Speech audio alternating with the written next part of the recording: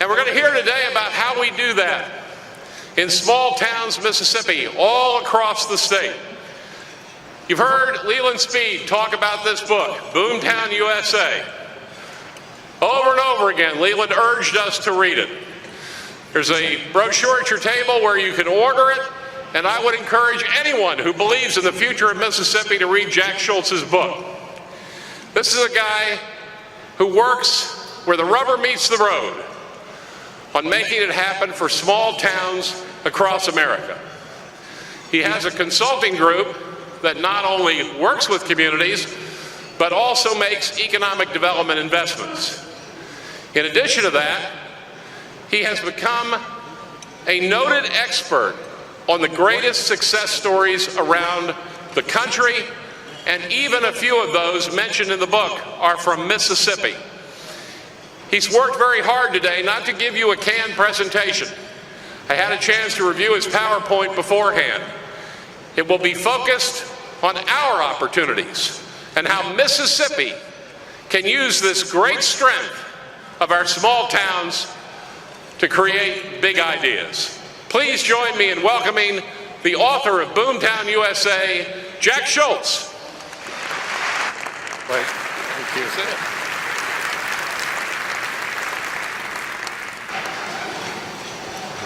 I am delighted to be back in Mississippi and to be honoring the young students in the back of the room.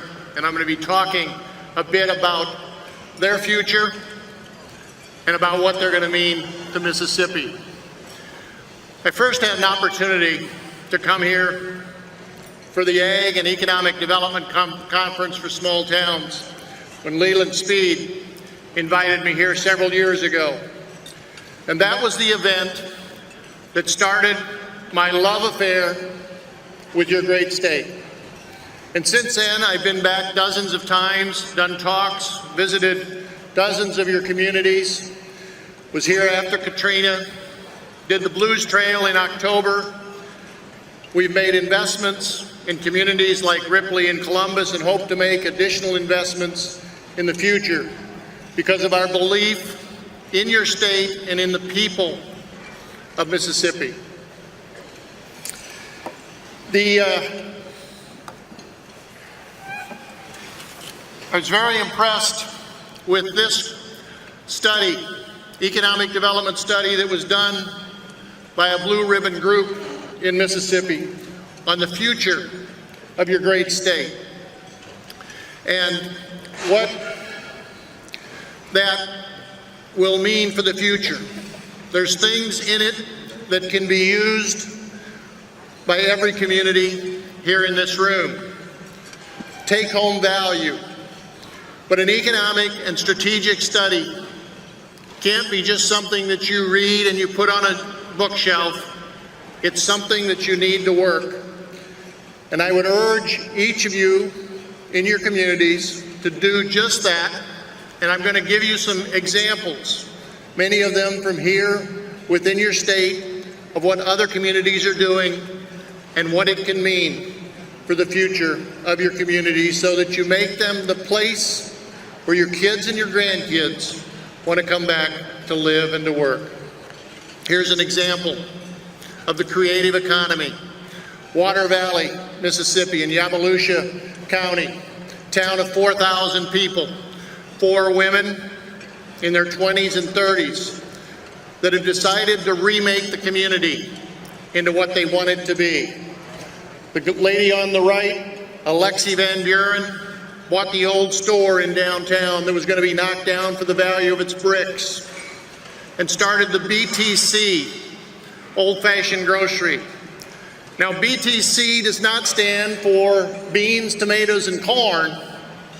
Rather, it is a Mahatma Gandhi quote, "Be the change." Be the change of what you want your community to be and make that happen.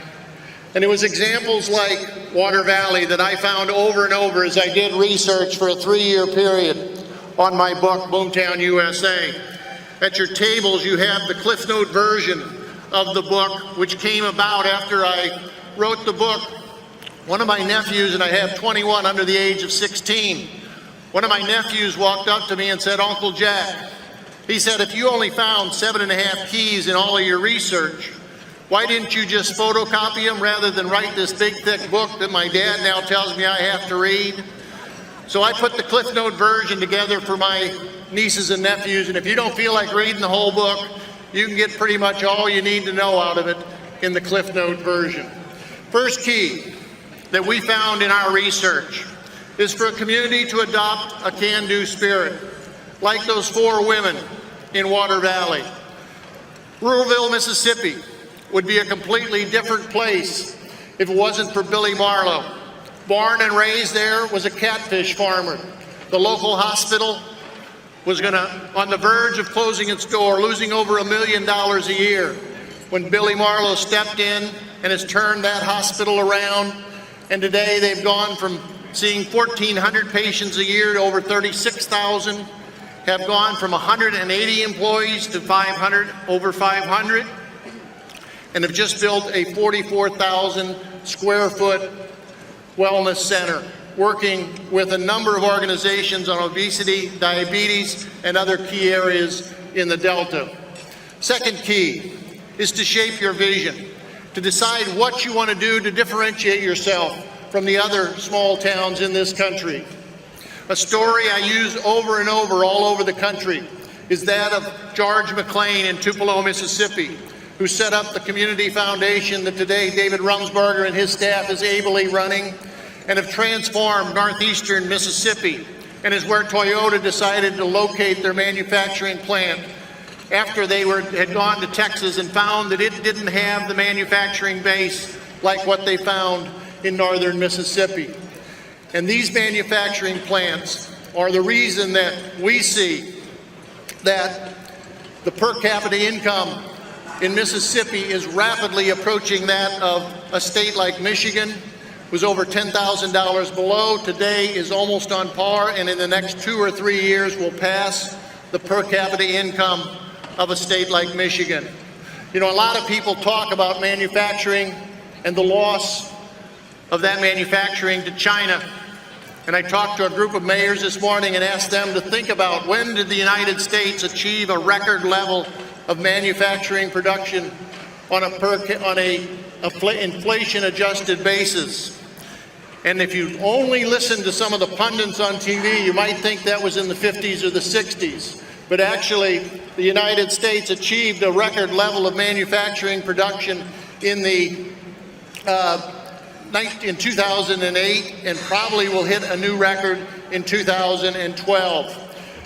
The problem for China, and China will probably pass us in manufacturing production. The problem they have is what is called the 4-2-1 problem, or the one-child problem. That you have 4 grandparents that have 2 children, that all of their focus is on that one child. And while that has been a huge plus for them in the last few years, that will become a serious problem in the future, and that you're going to have one worker that suddenly has to support 6 people. And you can see this graph, which shows that their growth in their workforce is going to fall off precipitously in the next several years. Boston Consulting Group came out with a study at the end of last year that showed that by 2020, it will be less expensive to produce products in the United States than it is in China, and 3 million jobs will move back to this country. Now, while China has an Achilles heel looking forward, Mississippi also has one. Dr. Hank Bounds said it best at a rural conference that I was at in Ellisville a couple of years ago, that the state of Mississippi has 14,000 students per year that are dropping out of high school. They are literally walking off a cliff as far as economics go. 14,000 would be 7 times the number that's in this room. It's the equivalent of a school bus filled up per day of students that are going to be behind the 8 ball for the rest of their lives. It's going to cost the state $4 billion in lifetime earnings. It's going to cost the state $250 million per year of taking care of those people in the long term. And the dropout doesn't just happen overnight. It happens because those students don't learn to read.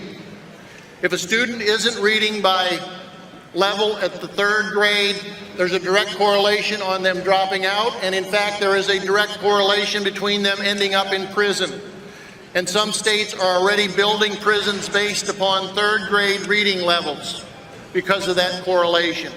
This is one that you each can take to your homes and set up mentoring programs and volunteerism in your schools to make sure that those kindergarten students and 1st graders are reading at level by the time they hit the 3rd grade. Third key is to leverage your resources, to use the things, the God-given gifts that we have in this great state. Indianola, Mississippi, and the Blues Trail is one of those examples of where different communities can work together, and instead of each one being in their own little silo, is working together so that Cleveland and Greenville and Clarksdale and Dockery and Indianola working together can help to transform the Delta into the place where people from all over the world want to go to hear the blues. I talked this morning about such an effort, not in the blues area, but another area. The 23 counties in western North Carolina have turned into a $500 million a year business affecting 4,000 entrepreneurs in that community, and is the potential of what you have in the Delta. Fourth key is to raise up strong leaders. One of the beauties of a small town is it only takes one or two or a handful of people to really make a difference in a community. And these two are two dynamos that I met in Columbus. This is the backdrop for Columbus behind me, but they didn't do it in the downtown area. Joe Max Higgins is the economic developer there. Allegra Brigham ran the local utility, was then the interim president at the Mississippi College for Women, and is now the vice president of university relations there. Those two have an incredible run in the last decade, have developed 6,500 acres of development sites, 2 TVA mega sites, invested in infrastructure over $140 million, and it's resulted in what I have told them that whole states would wish that they could say that they have accomplished, but have been accomplished on a regional basis in the Golden Triangle. And they have brought in $4.5 billion of investment, created 5,600 jobs, paying between $40,000 and $80,000 during that period of time, and have literally are transforming that part of Mississippi. The fifth key is the one that I see as the paradigm shift in economic development starting forward. And that is that we in economic development are going to spend more time on trying to figure out how to develop new businesses in our community instead of trying to bring in new business from the outside. And the beauty of the future is that we're going to see entrepreneurs come from all sectors of our society. They're going to be retirees and women and minorities and recent immigrants. The one that really excites me is there on the bottom, is the Generation Y, those that you're honoring here today, also called the Millennial Generation. This generation, between the ages of 13 and 31, is going to be the most entrepreneurial generation in the history of the United States. This generation that you honored earlier is already being compared to the generation of the 1880s, a generation that transformed the United States from being a third world country into a world power. They have got it in their genes, they have got it in their DNA to start new businesses. And what we have got to do in our small towns is to harness that and to develop and inspire and help them to get those businesses started and hopefully to come back to Mississippi.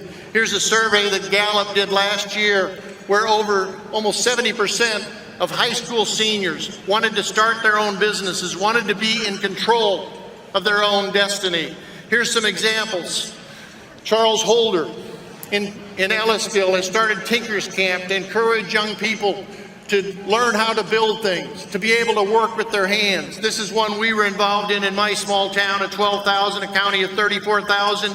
We put together a class called CEO, or Creating Entrepreneurial Opportunities, set up with the 6 school districts in our county, all send students for the whole year, an hour and a half a day for the whole school year, 25 students. And the biggest impact of this was a survey we did last year for these students.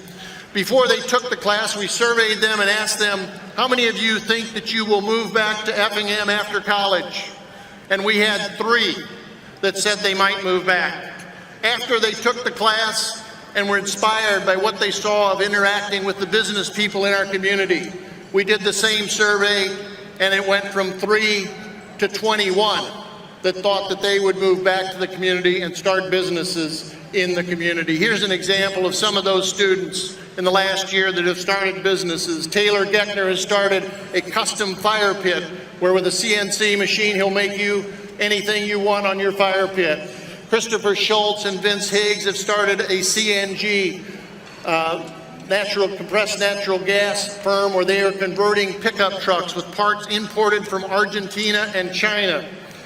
Alexis Teichmiller, who's now in college studying journalism, wrote a book about her experiences, what she's selling online.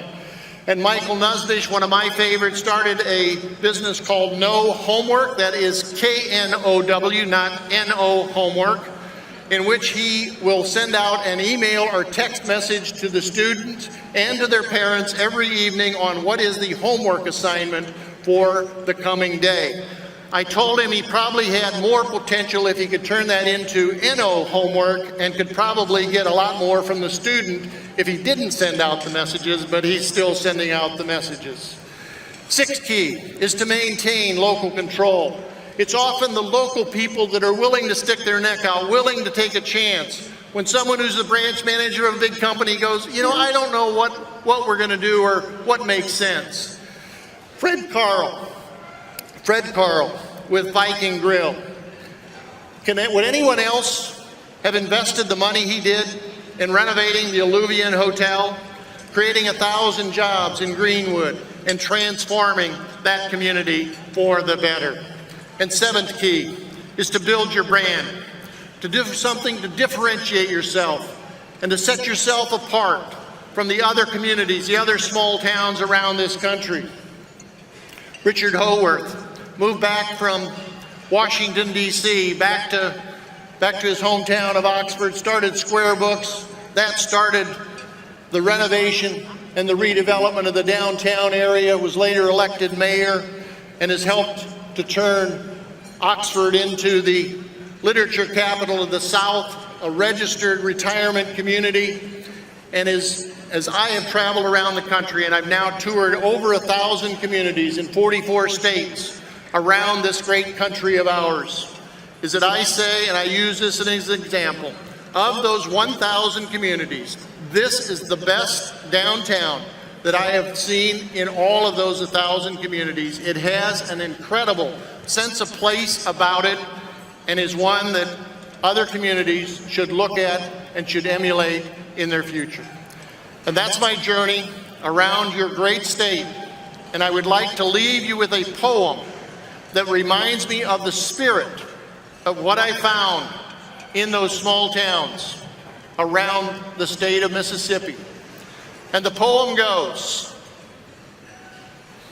if you think you're beaten, you are. If you think you dare not, you don't.